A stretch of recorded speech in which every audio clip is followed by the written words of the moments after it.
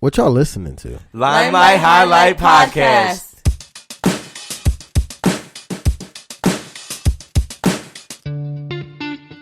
Welcome back to the Positive Podcast, a safe space and great place for a positive outlook on life.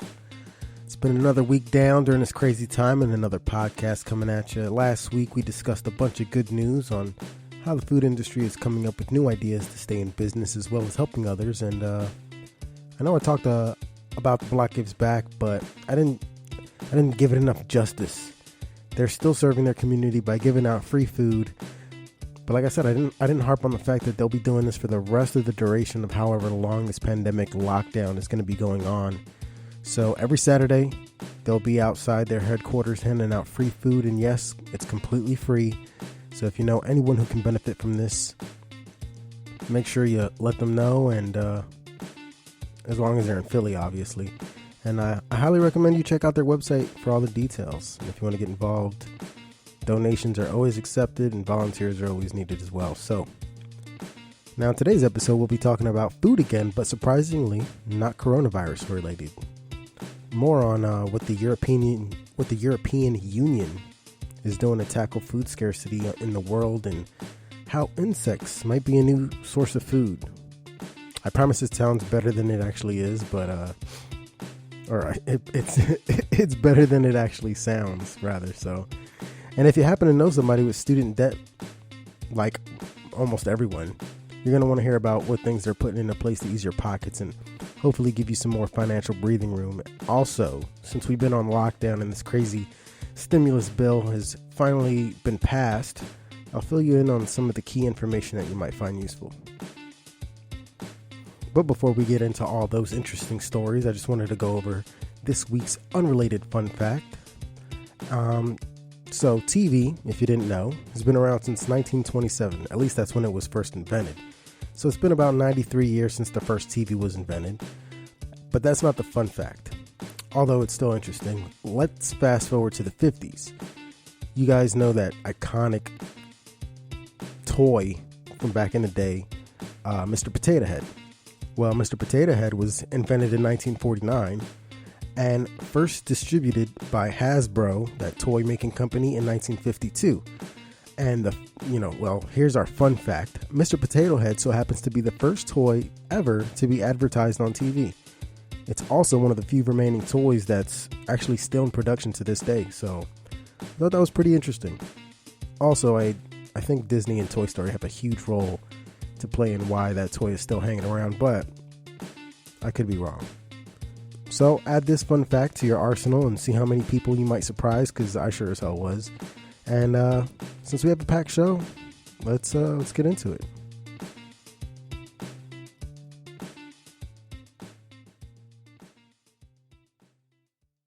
So I've been doing some research for non-coronavirus related news because of information fatigue, and I don't want to really get you guys too bored, but it seems like all the news going around is strictly COVID-19 related, so I have some interesting news that actually doesn't have to do with the virus. Now, we've discussed time and time again on how many people in the U.S., let alone the world, don't know where their next meal is going to come from. Food scarcity is a huge problem, and a lot of it comes from a form of a production problem. The world's population is constantly increasing, meaning that we're going to have more mouths to feed than we know what to do with, and add that to the amount of unhealthy GMOs and toxic pesticides that we've been adding to our crops and food that we ingest, and we have an even bigger problem. So even to further the problems that we have, the environment isn't working out so great, which means less crops. And in previous episodes, I know we spoke about how many harvests we have left, so there's that. Also, a huge wave of vegans and vegetarians that are making these life-changing decisions because they no longer wish to participate in animal cruelty. It's, because of the terrible quality of some of these factory farm meats. And who can blame them? I mean, I sure as hell don't want to really support those things. So needless to say, we have a ton of problems on how we're going to feed the population in a sustainable and healthy way without dooming our planet in the process. It's a big feat that we need to come up with, as a solution we need to come up with. Now, here's the good news, depending on your idea of good.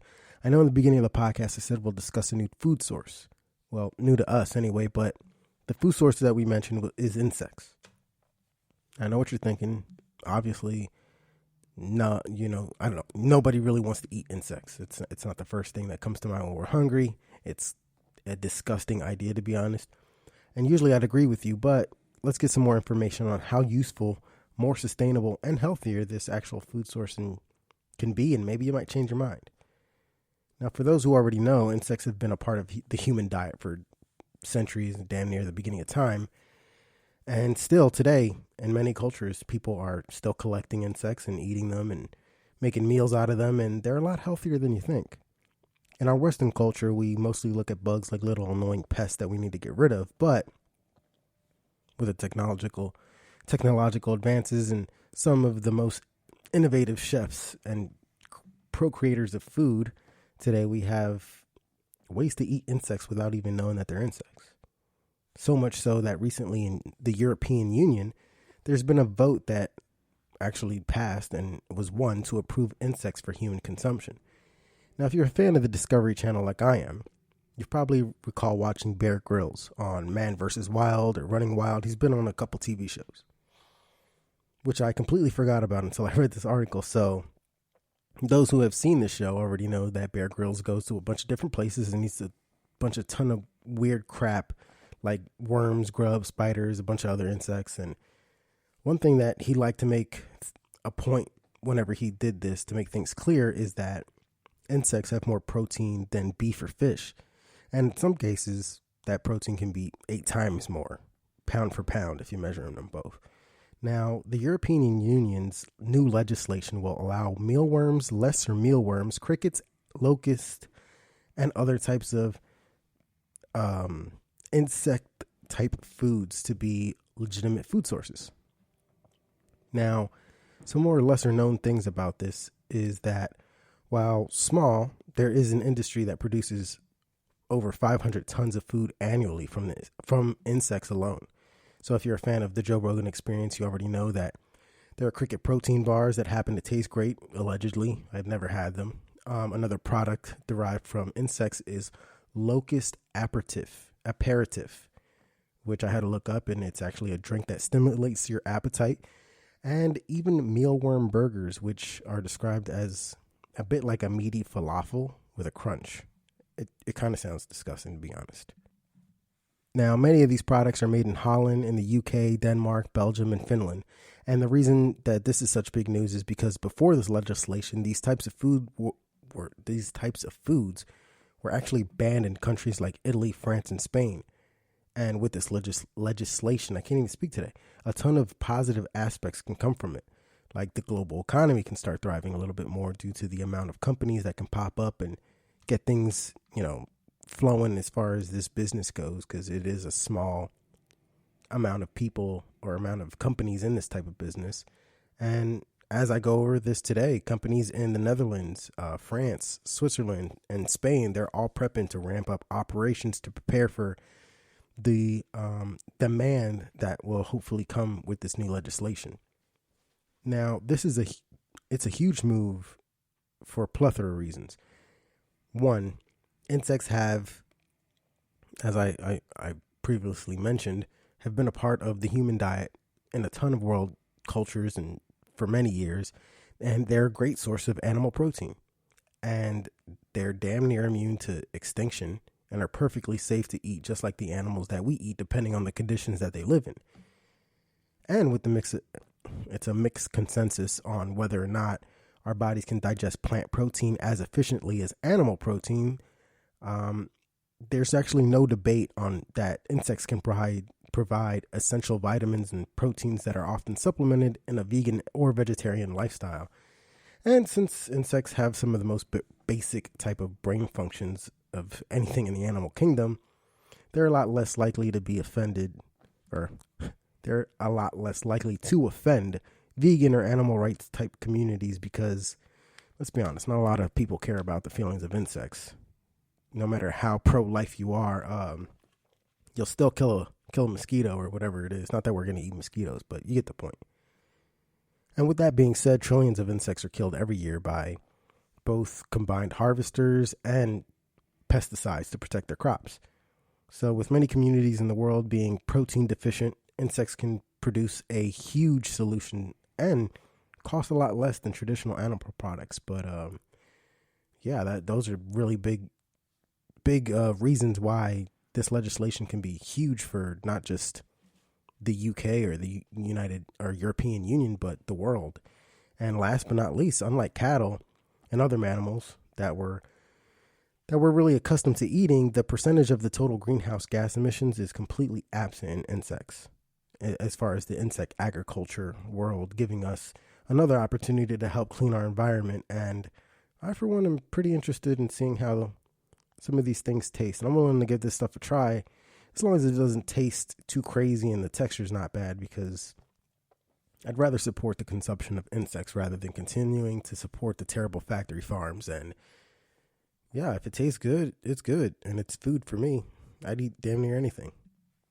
So it's been over 30 days since we've been on lockdown, and possibly longer depending on how much progress the country has made. And as some of you already may know, many people are out of jobs and have been laid off. We've covered that as well as other media has, leaving the economy in a very bad position. And that's why we have this stimulus plan now. To be honest, in the long run, it's going to massively screw over the working class and bail out huge corporations, leaving us in a worse position than the 2008-2009 housing crash. But what you going to do? All we can do now is really look at what's coming and try to prepare ourselves the best way we can until we get the courage to revolt and make things better for the majority of the United States. But enough about that. Now, you don't need me to point out how disgusting the market for student loans is. It's like every which way we turn, we're getting taken advantage of. And for some reason, people think the majority of 17 and 19-year-olds have a good understanding of finances and APR percentages. Like they teach you finances in high school or something. I use that age group because the majority of college students that start out at that age are always getting approved for mass amounts of student loans and student debt while not really knowing how they're going to pay those loans back. But some of the good news coming out of this stimulus bill is that the federal government is suspending student loan payments and waiving the interest for a total of 6 months. Oh, how gracious. More than 20 million Americans currently owe student loan payments, and since we're all on lockdown, a ton of people aren't able to work, obviously. This 6-month suspension of payments only applies to those who borrowed from the federal government. So if it's a federal loan, obviously that's the only time this is going to work for you. So if you borrowed from a private financial institution, sorry to say, there might be some things out there for you, but you may be required to still make those payments. Now, some more good news about this is that payments will be waived with the effectivity date back to March 13th, which means anyone who has made a payment since that date and really needs the money, they can request a refund and most likely will get it. If you happen to have defaulted on your loan, the government is suspending the collections, and the Department of Education has announced that some of the borrowers will receive money back as a refund from the previous garnishments, which is also some good news. Here's why you need to prepare for the future, though. Obviously, if you happen to work remotely or you're still working and still employed and can make your payments, you should 100% absolutely definitely continue to pay off your student loans, because the sooner you pay it off, the better. And I say this because during this suspension, whatever you pay is actually going to go towards the debt in principal after all the interest accrued before March 13th. So you already know how high those interest rates are for those loans. So from here till 6 months out, that interest is no longer in effect until after the suspension. So pay your stuff off. If you're able to, take advantage while you still can. Pay it off more than you usually would. If you're close to paying it off, do whatever you can, because I know those interest rates are ridiculous and they'll eat you up. Now, you may have seen a few social media posts talking about getting your stimulus check, and it's not a joke, it's not a scam. Some people have already started handing out the stimulus checks and have been receiving them. So if you haven't gotten yours, here's some useful information while you wait. Some things you might want to look out for. There are some income limits that dictate eligibility. So I want to go over with you who might be eligible, and you can put yourself in whatever category these are. So, excuse me. if you file your taxes as a single or as you are single,